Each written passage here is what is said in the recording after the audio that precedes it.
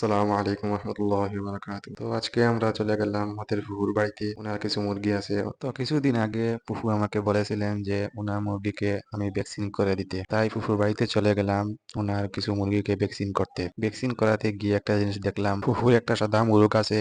এই মুরগ কিন্তু পাহাড়ি মুরগের মতো দেখতে। তো আপনারা দেখতে পাচ্ছেন এই মুরগের পায়ে একটা শিংয়ের মতো আছে।